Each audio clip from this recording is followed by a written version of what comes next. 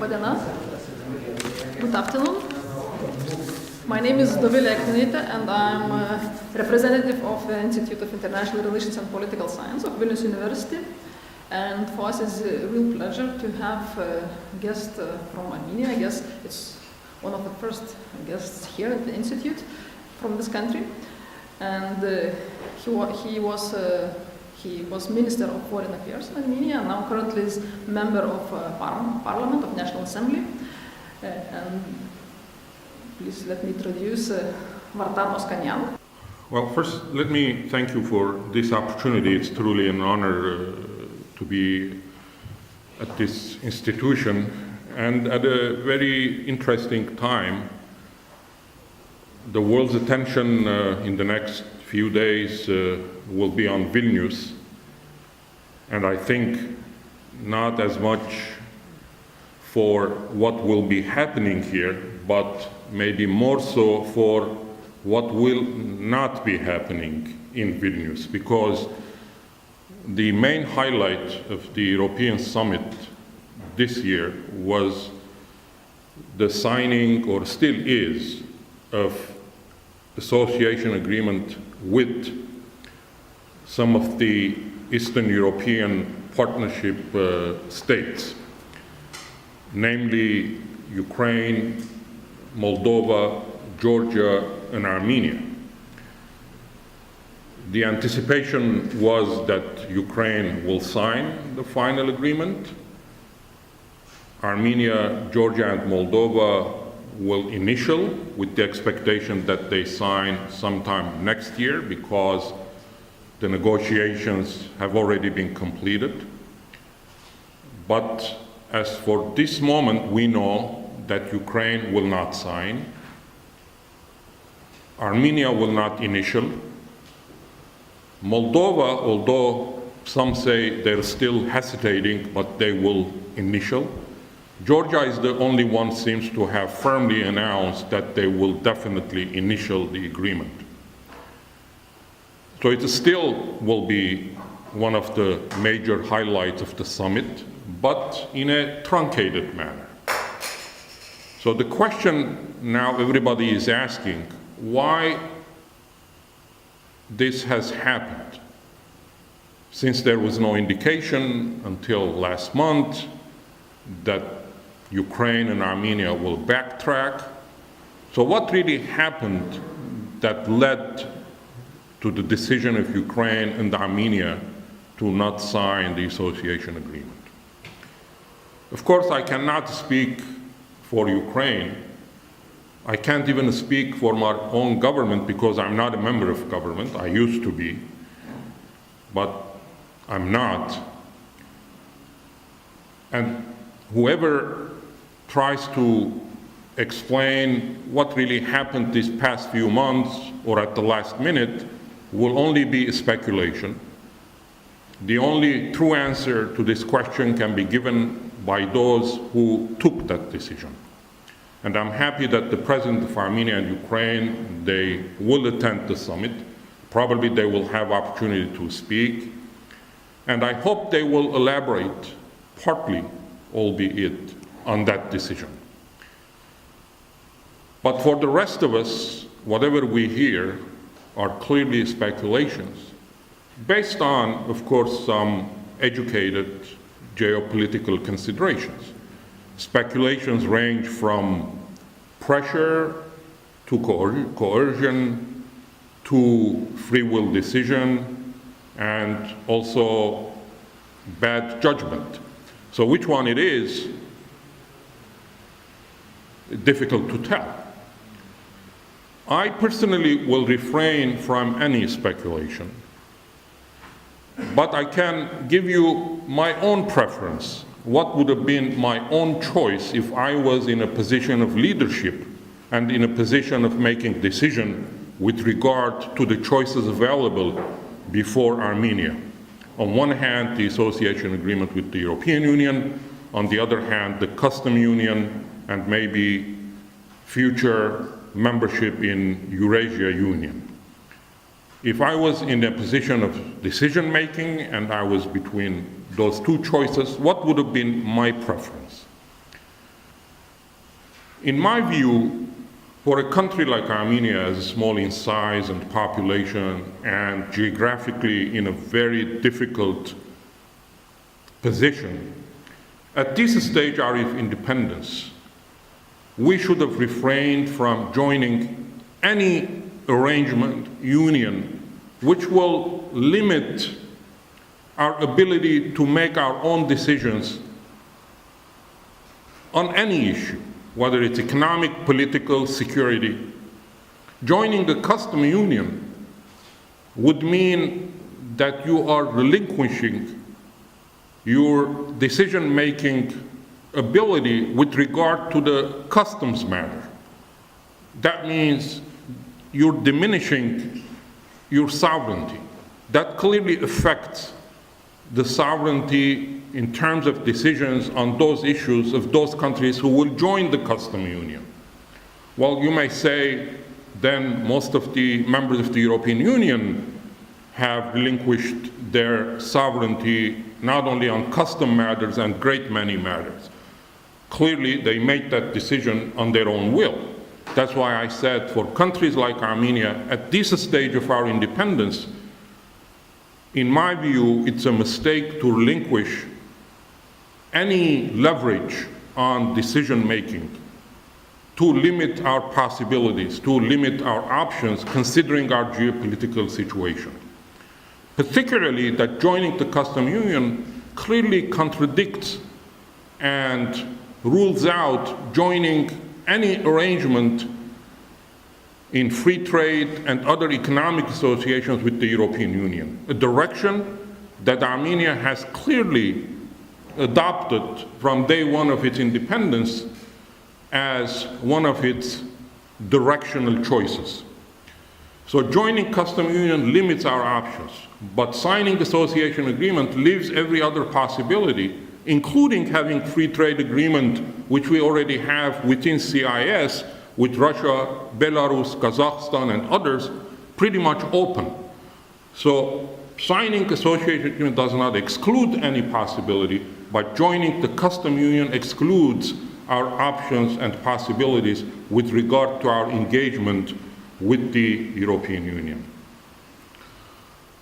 My belief from day one, as we were talking and negotiating with the European Union, and Armenia, by the way, was way ahead of the pact in terms of making advances in its negotiations as far as the chapters were concerned. I was hoping that our decision was firm, definite, and Armenia will sign the association agreement. Having been Minister of Foreign Affairs and having been dealt with these kind of issues, in my time it was more security matters. As we were a member of collective security agreement with Russia, we also managed to elevate our security arrangement with NATO to its highest possible level. Partnership for Peace agreement we signed while we were a member of the collective security agreement. So the policy of complementarity that Armenia had adopted enabled us to be able to complement the different security options that were available for Armenia. And we succeeded in doing so. Had we continued with the policy of complementarity, today we would have had the strong argument with both sides to say that Armenia cannot join one thing that will exclude the other, because at the core of our foreign policy principle is the notion of complementarity. We can only engage ourselves in two directions in a way that one will not be exclusive of the other. And that option, as far as I'm concerned, and having been there as foreign minister, was available to us. So somewhere down the road, a wrong decision or a misstep had occurred that led to a situation where the leadership of Armenia, the president in particular, has found himself in a position that he couldn't maneuver between the two and had to accept the one choice, and that was the northern Russian choice.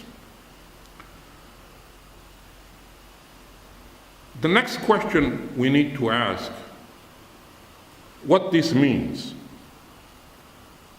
why it happened, I tried to explain.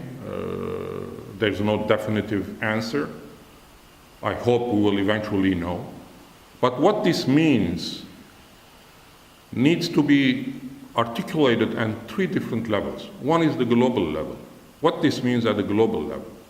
Is this choice that Ukraine, Armenia were put before is the beginning of a bigger geopolitical contest between Russia and West? Are the old habits of Cold War re-emerging so that the different poles in the political system will re-establish themselves in the form and style of the past? I personally don't think that this is the case, because we have been in similar situations. When former Soviet republics attempted to join NATO, there was similar wave of resistance from Russia, but that had been overcome. And it's interesting that we're having this debate and discussion in a Baltic state, which made a decision both on NATO and European Union, and successfully so, overcoming all sorts of obstacles and resistances that was coming from their neighbor. So in my view, this is not a resurgence in any way of the Cold War mentality or an attempt to revive that geopolitical system. This is simply, for now, it's more positioning contest between East and West. And we are the victims of that competition rather than the geopolitical contest that could have clearly longer-term negative consequences on global politics and also on different regions, including our own, the Caucasus. So at the global level, very much will depend as what next steps will be, what kind of relationship will be established between Russia and the European Union, what the future relationship will be between Russia and the United States. So in that triangulation, whatever happens will pretty much determine whether what we're witnessing today will eventually be the beginning of something bigger that will be reminiscent of the past. As I said, I very much doubt, and I also hope that I'm right on this, but again, one never knows. I think in 1945, after World War II, when the two polars, the two camps were established, then clearly the geopolitical situation and the emerging situation was such that at that time the creation of two camps, East and West, were the prerogatives of today. But today, in this more open system, in the age of internet and fast communications, the environment, the circumstances are so different that at this stage, I personally don't see that the old methods and old system can be in any way revived that will lead to the kind of confrontation that we've seen before the end of Cold War. What this means regionally, my concern is more the regional consequences of the arrangements that are being evolved right here in Vilnius as a result of signing or non-signing of association agreement. Let me give you just the example of Georgia and Armenia. In our case, our relationship for the stability of the region is extremely critical. Armenia has antagonistic, to say the least, relationship with its eastern and western neighbors, Turkey and Azerbaijan. And both of those countries attempt to create an arc of isolation around Armenia. And Georgia is the prime candidate to complete that arc around Armenia so that we'll be limited in our access to Black Sea, to Russia, and to Europe. Partly, they've succeeded in terms of engaging Georgia economically on oil and gas matters. But to Georgia's credit, they managed to somehow balance their economic interest with their geopolitical interest in terms of understanding the necessity of that link with Armenia as being critical for the stability of the region. But now that Georgia is clearly on the path of European integration, and Armenia has made the choice at this stage to join the northern camp, the custom union, the only remaining cement, the only remaining link that still ties Georgia with Armenia, it seems like diminished. On every other issue, on security, they're more towards NATO. Armenia is a member of collective security. On ethnic conflicts, Georgia has two territorial issues, Abkhazia and South Ossetia. They're clearly on the side of territorial integrity principle. We Armenians have Karabakh, and we insist on self-determination. So we are on two different sides of the fence on this issue. In our relations with Russia, ours are strategic partnership. Georgia's relationship with Russia, to say the least, is again not friendly.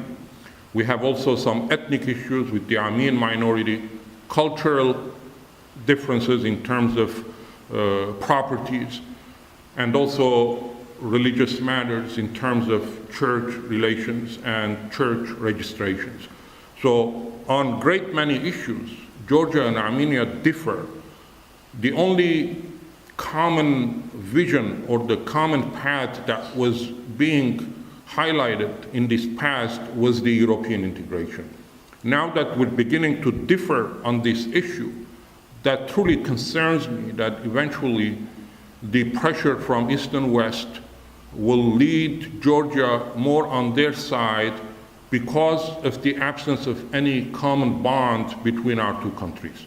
So this is an issue that both Georgians and Armenians need to focus on so that we will not in any way create a situation where one or the other will be forced to be more assertive in its engagement so that that link will not be jeopardized. And third level, as what this means, of course, concerns Armenia, its population, its future, its democracy, and its politics.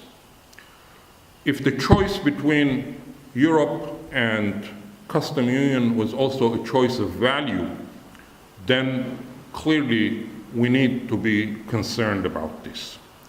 But I prefer not to make this a choice of value.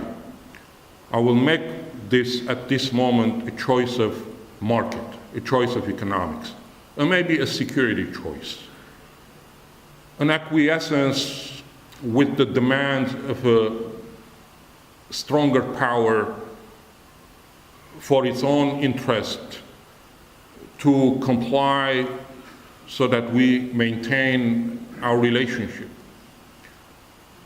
This is the choice that I will still think that we made. If the choice was between European values in terms of democracy, rule of law, and the absence of it, then we must truly be concerned in Armenia with regard to our own future. In this past 20 years, clearly we made major headways in democracy and rule of law. Of course, we're not yet the God-given gift of democracy. We've never held a clean election yet, but minimum personal rights, human rights are being respected. People are free to express themselves with certain limitations. And some democratic roots have been now implanted. We clearly don't want to lose this. Just the opposite, we want to build on it. So whether this was a choice of value, we will know in the coming weeks and months. Maybe next year, as political processes unfold, we will have local elections, then parliamentary, then presidential. There's a constitutional committee formed to amend our constitution. We don't know what's there, what kind of changes will be proposed by the government. Will those choices in any way hint us that this custom union decision was deeper than simple economic interest? These all eventually will come to surface. But my fear and concern is that they could be very late. We gotta stop it now if that is the choice. That's where comes the third question. What needs to be done? What kind of relationship now Armenia needs to construct with the European Union, given all what I've just presented? Armenian people had made a clear choice at the earlier stages of our independence with regard to our strategic direction, to our belonging.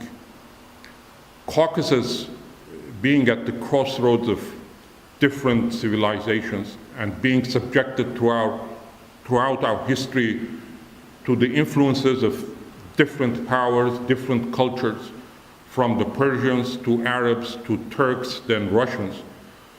You can see and find the influence of all the layers of these civilizations today in Armenia's psyche and Armenia's thinking. So those are pretty much out there.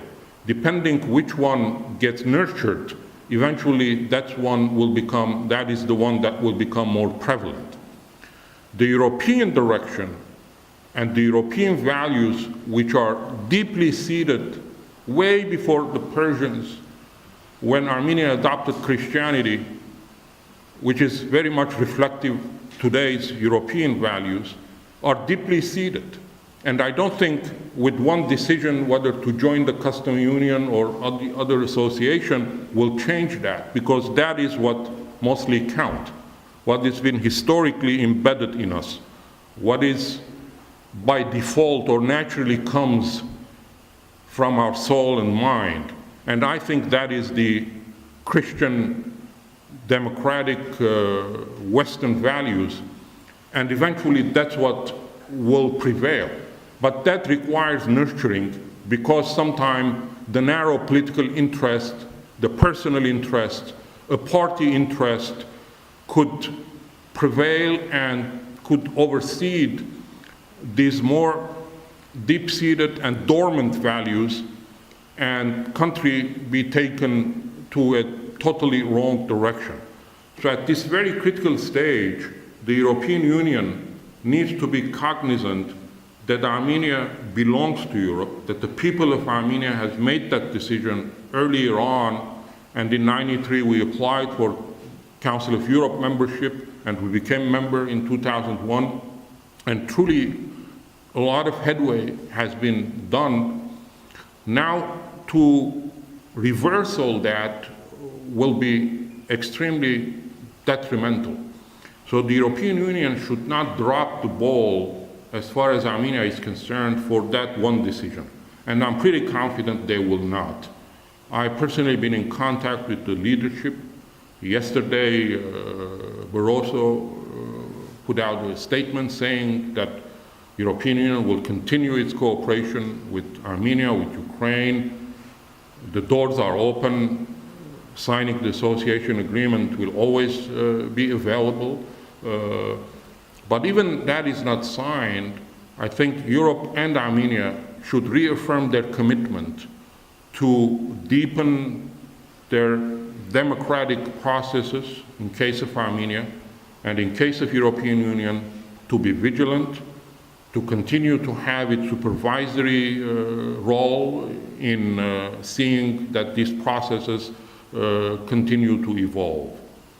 So this summit, although could have been totally different and could have been for Armenia a beginning of a new road, has put us a little bit on the back seat, but clearly has not led us out of the car. The next steps will be critical, beginning right here in Vilnius, from the statement that has to come from the Armenian side during the summit. I don't know if any document will be signed. There could be exchange of letters or that sort of thing. But whatever it is, I would like to see in those documents Armenia's commitments for democracy, rule of law are reaffirmed in no uncertain terms so that no reversal will ever occur.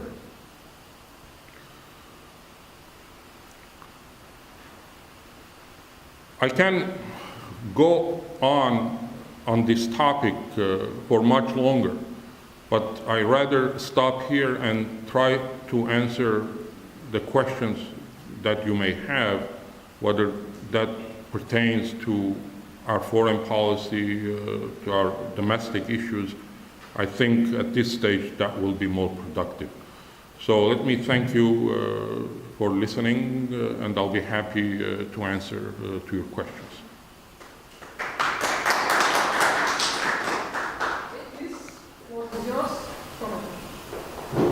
Thomas in the Vilnius lecture on this institute. What would be your personal opinion about some suggestions, maybe that after the summit, the European Union should separate countries in Eastern Europe? Should separate into maybe two options, two baskets, countries of Eastern Partnership Program, say leaving maybe some different action plans for Ukraine, Georgia, and Moldova, and acting very differently with other countries like Armenia, Belarus, and Azerbaijan. What would be your opinion about this separation? Should European Union separate all these 6 countries into different stages? Well, I'm not sure if the European Union has any other option. That separation has to be made, but the question is that the content of the separation shouldn't be such that those who are not signing will not be viewed as renegades or those that will be ignored. That's the question. But the separation will be made, because why Georgia should suffer because of our decisions? Georgia is initialing. That means they will look forward to what to come next. They will continue their programs, beginning the implementation, and all that will lead to the signing of the agreement sometime next year. In case of Ukraine, the document already been initialed. Ukraine has proposed a trilateral committee to discuss some matters. Whether European Union will agree or not, that's up to them.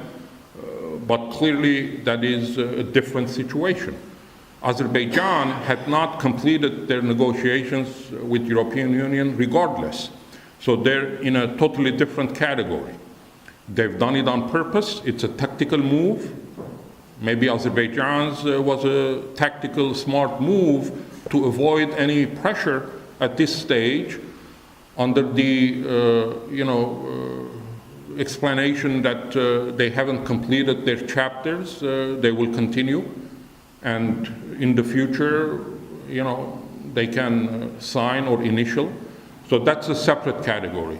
Ours is the one that is more complicated, because Armenia has not only not signing, but also has declared that it's joining the custom union. In Armenia's case, this is the complication. In none of the other cases, whether they're signing or not, they still have their all options open. Because when you say you're joining the custom union, that means you're excluding the signing of association agreement, because those two economic systems are incompatible. You either join this one or sign the other one. But we could have signed the association agreement, but remained as an observer country within the custom union and Eurasia. Those two would have been compatible. That's why Armenia is a special case. So that in basket of separation, it will be extremely critical that Armenia would not be let down by the European Union. That was the point I was trying to make, because regardless the reason of the choices that Armenia made, Armenia remains pretty much committed to the European values, and those values have to be reaffirmed, and the European Union has continued to work with Armenia in a way that will not be in contradiction to Armenia's commitment to the custom unions. Custom union is an exclusively economic arrangement. Armenia's needs today, albeit also economic, but at the same time are democratic, are value needs, and that's the area that the European Union needs to begin to concentrate on in the coming weeks and months. Thank you very much, Mr. Minister, for your very interesting presentation today. My name is Michael Kamiński. I'm representing Warsaw, the city of Warsaw in the European Parliament. I'm a member of the European Parliament from Poland. And I would like to make one comment first, and then I will ask you a question. So my comment is that I'm pretty sure that the choice you described properly about the custom union and about the European integration, but I'm absolutely certain that there is a value choice.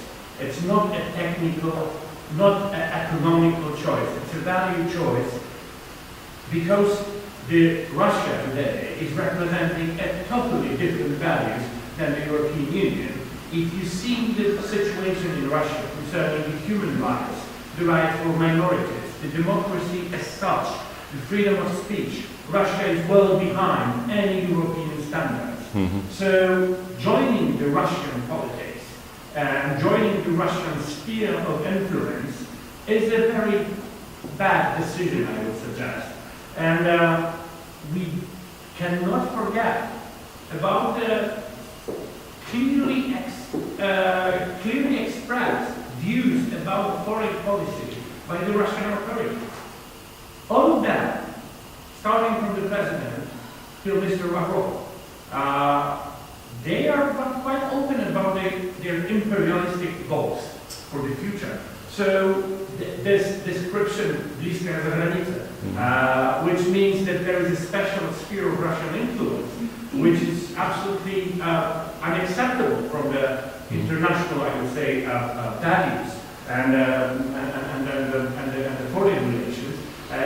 It's suggesting that the custom union is not just a technical political agreement. It is a tool in the Russian hands to expand their sphere of influence. That's my comment. Sorry.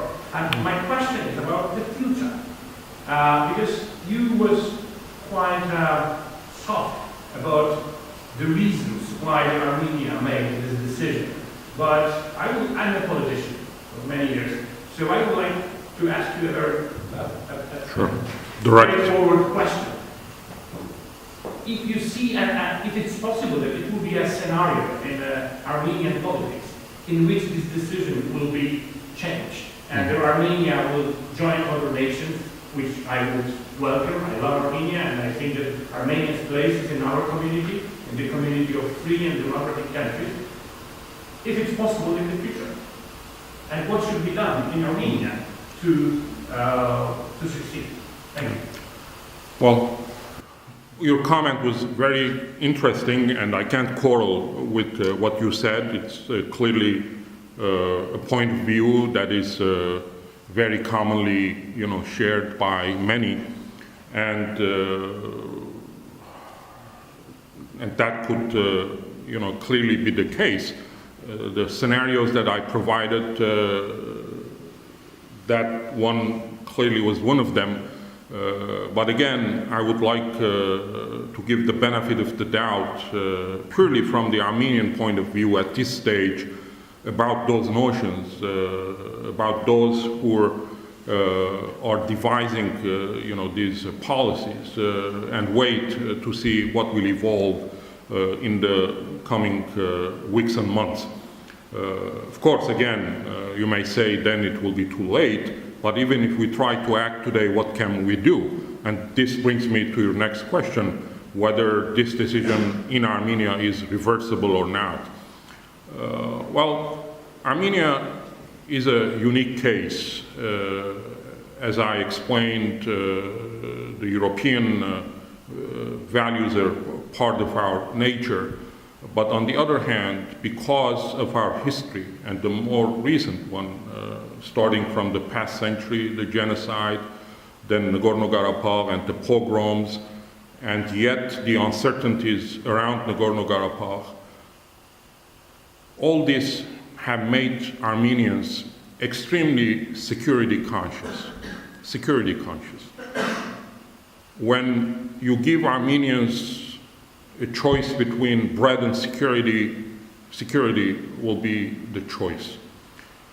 If Armenians will make a decision about their future that will put security ahead of prosperity, the security will be made the choice. So it's a number one issue. And as long as Nagorno-Karabakh conflict has not been resolved, as long as Armenia remains threatened by its neighbor Turkey, and as long as Turkey continues to blockade Armenia, maintain the borders closed, Armenians will sacrifice and jeopardize bread and butter issues to their security concerns. And I think this has played a major role in the decision at this stage to join the custom union. How that affects all this, it will take a long time to analyze and present. But again, given what we've seen in our immediate neighborhood, in our immediate past with regard to Georgia, one may be extremely worried as what might happen with regard to Karabakh if Armenia made a different choice. So given these concerns and given all these ideas that are in constant circulation in Armenia and within the public, even if deep down in our minds and hearts we think differently, I really don't see that in the immediate future there will be any pressure on the government from any quarters to reverse that decision. What we're seeing in Ukraine is very interesting. And people in Armenia say, look what the Ukrainians are doing. They're out on streets in hundreds of thousands protesting the decision. In our kitchens and around kitchen tables, we complain, we're not happy with the decision, but we're not doing much about it. Why? Because we have that reluctance. If the decision was different, whether that would have affected our security. So given this, I really don't see that in the immediate future, and how immediate that immediate is, I can't tell, but at least during this administration, until next elections, I think our choice will remain this, will not be any changes. And that's why, again, I'm repeating myself, but because I truly believe in this, I will continue to insist, and these next 2 days, as I see as many European leaders as possible, that European Union should not let Armenia go. Just the opposite, we got to be more assertive in terms of domestic reforms and make the Armenian government feel that to keep EU engaged, if on economic issues we've joined there, then on other value matters, we need to give Europe more so that we balance those two. And people like you who may be suspicious that Armenia's choice was not as much a security or economic, but rather it was a value choice, will give them comfort that that is not the case. If democracy is strengthened, if civil society becomes more active, their freedoms and rights are not infringed, the next 4 or 5 years, if we can, through that way, maintain this balance between that decision and what we eventually inspire, I personally will be very happy.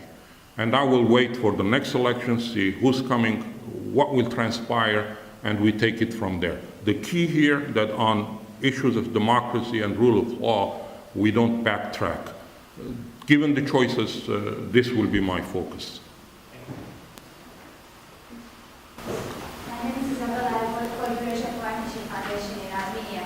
So my question is kind of continuation of what you said, that you should get engaged and should not let Armenia go. But the question is, should EU be more critical towards the Armenian authorities or not? Because what we've seen in many years, at least starting 2008, when we had terrible elections and we had 10 people killed by the government, and no one is still punished. The European Union was rather, well, tolerant, at least on rhetoric level. It was not, the Armenian government was not hardly criticized. And these elections were again rigged, and we, all of us know that. But the rhetoric was again quite smooth, and more for more, and less for less, and still the European Union was kind of okay. So what's your opinion? Should the European Union be more critical towards the authorities and towards the policies and human rights violations and everything, or they should keep track kind of cooperation, but on the same, if you understand the question? Well, that's a very good question, and that's one of the things that today is being raised in Armenia, and some people are saying European Union deserves this. What Armenia did, they deserve, because they weren't at the right time critical of the Armenian authorities when they were violating all sorts of election and other laws. So that notion is pretty much there, and it's being raised. In my view, European Union has to be more assertive, not aggressive, but more assertive. But the problem is that EU now has lost its legal instrument to be able to be more assertive, because the association agreement was a contract between Armenia and European Union to fulfill certain obligations. Now that document is not there. It's been taken off the table. So what's the guiding document is the old Partnership and Cooperation Agreement, which we signed in 1996. That document is already a passé. That was a reflective of the situation then. Human rights and democracy requirements were not as strong as they are in this association agreement. This is second generation democratic reforms. Then we were a nascent republic, a nascent democracy, and the terms were totally different. So what will be the legal justification for the European Union to be more assertive? This is a question that needs to be answered. Maybe to negotiate a new document starting tomorrow, right after the summit. Maybe in the summit, the two commit themselves to develop a document in the coming month or so that will address these issues, and Armenia, through that document, will reaffirm its commitment to these values. Again, at the end of the day, everything comes to these values so that we maintain that balance. So it's a valid question you're asking, but how that will be addressed, it's pretty much open. It's not in European Union's style to coerce, to punish, to threaten. That's the case. I mean, they don't use that methods. European Union requires a legal framework to operate within. Today, that legal framework is absent. That needs to be created as soon as possible. And one of the things that needs to be done in this immediate future, I think that's what needs to be developed. My name is Oskanian. I'm from Ukraine. Journalist in Ukraine. I have a question that will continue your previous questions. Why do you expect an option of public pressure for Armenian administration? As far as I understand, you say that now, in the nearest future, there will not be a huge public pressure for the administration to change the Ferrero decision on customs union. Does it mean that Russian options looks more secure?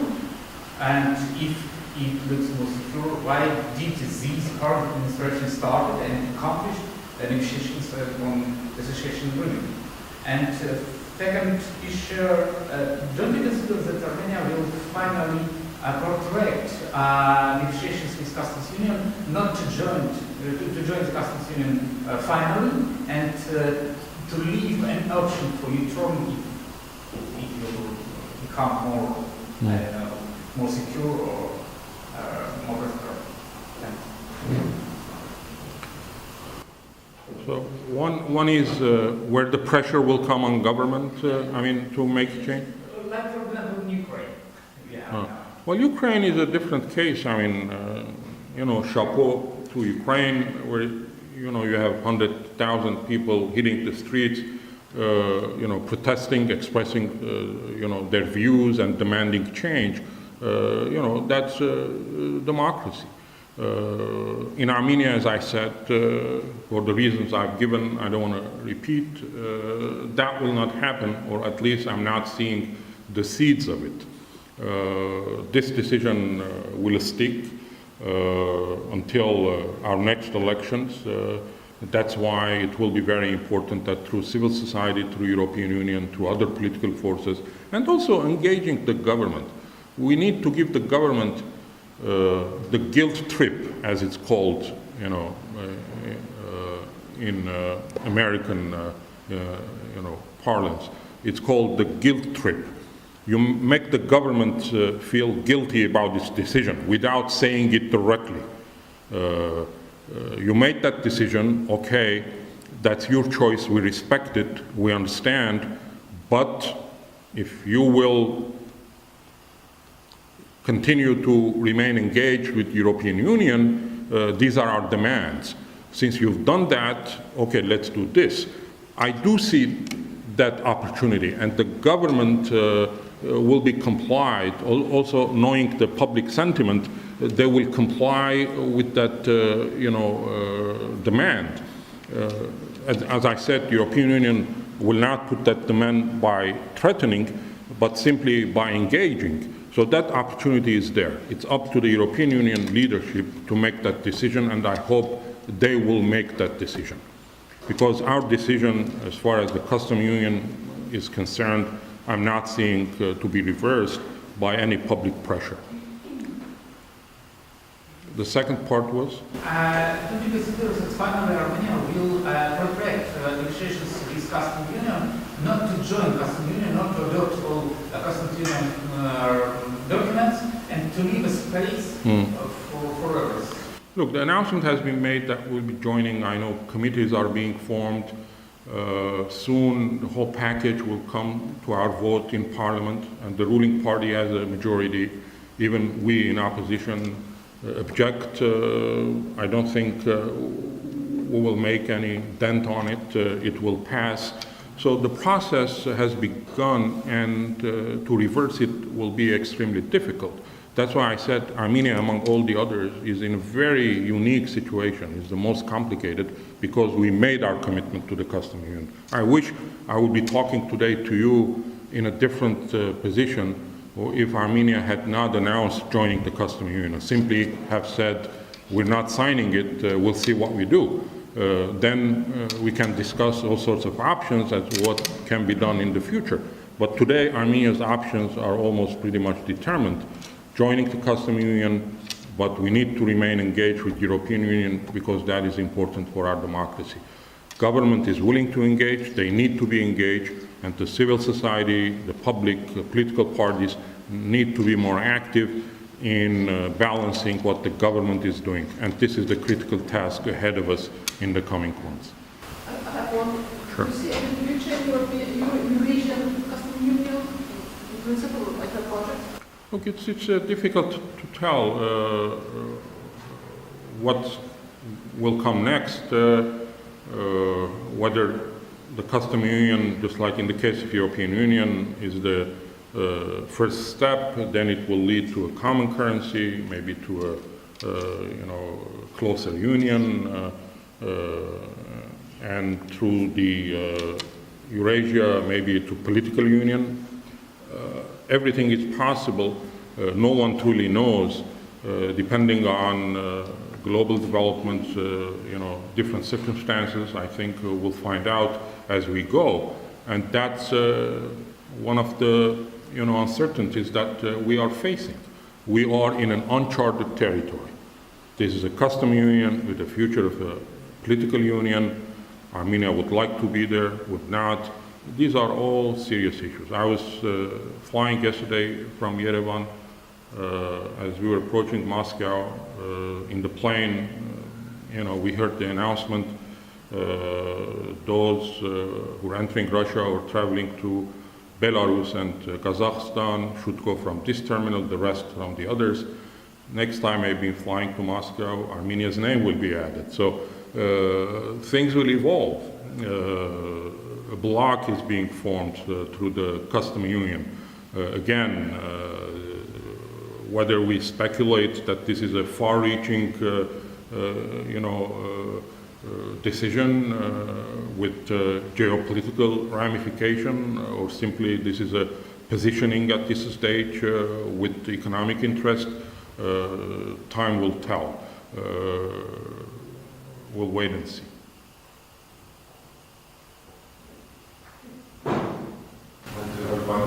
Okay. Mr. Minister said that the decision on joining the customs union would be reviewed after the elections. But at the same time, he said that it's security versus threat. Yes. So do you think that your security situation will change before elections? So you see some kind of contradictions here. Look, the real security considerations, the perception of security sometimes is as effective as the real security situation. As long as the perception in Armenian mind is there that if something happens with Azerbaijan and they have Turkey as an ally, who will come to Armenia's help? If we're not in a custom union and Russia doesn't help us, what will happen? These are all things that are in people's minds, and these affects their thinking with regard to Russia, Turkey, and others. Our security issues and considerations are the prime, arguments that are being made today to justify that decision. Rightly so, unrightly so, depends on which side you are and what is your thinking and how deep you can see and penetrate. But for the general public, that's the main determining factor. And from the leadership side, through the media, that's the main explanation and the justification. The security, we have Garapal, we really don't know what's happened. There are also some, of course, economic analysis. There's the gas supply, the gas issue. What about gas prices? If we're in the custom union, maybe we get preferred prices. That should help us economically. But on the other hand, we're forgetting that we're saying no and missing the opportunity to trade with the world's largest trade bloc of European Union, 500 million market, with which we have the opportunity to have free trade. And we're missing that opportunity for something that we already have, free trade with Russia, Belarus and Kazakhstan. So it's all a matter of, judgment as which are your priorities. Our next parliamentary election is in 2017, the presidential 2018. There are other political forces in Armenia who think differently, what kind of coalitions will be formed, and what will be the dominant positions. But until then, as I said, this is what we have at hand, and we got to deal with it.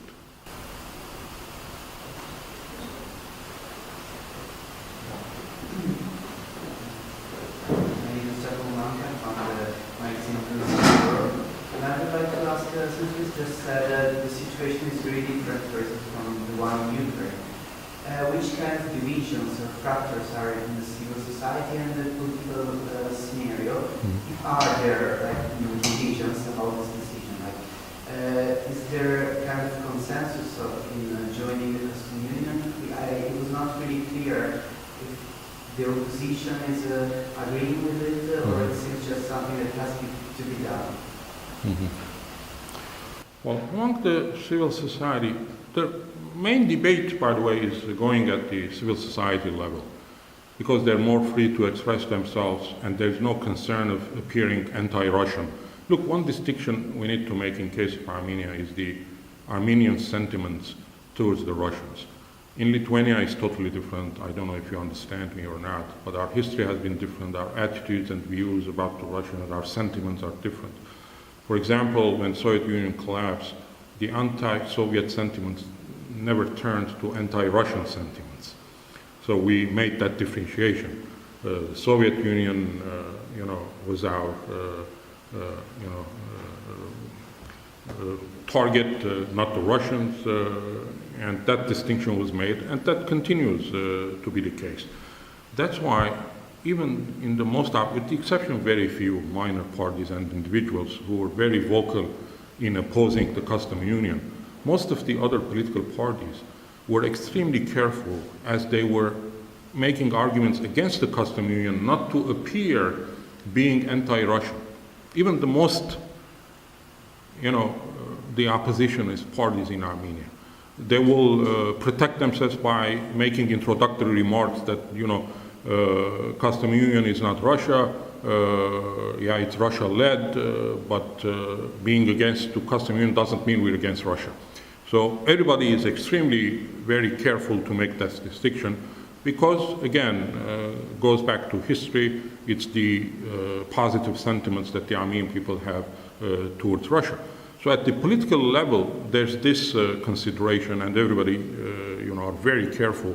That's why you are not hearing many anti-rhetoric with regard to the custom union from the political forces. But civil society is a little different.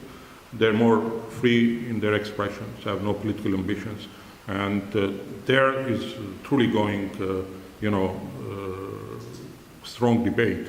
And the sentiment there, I can say, is more on the anti-side than on the pro-side.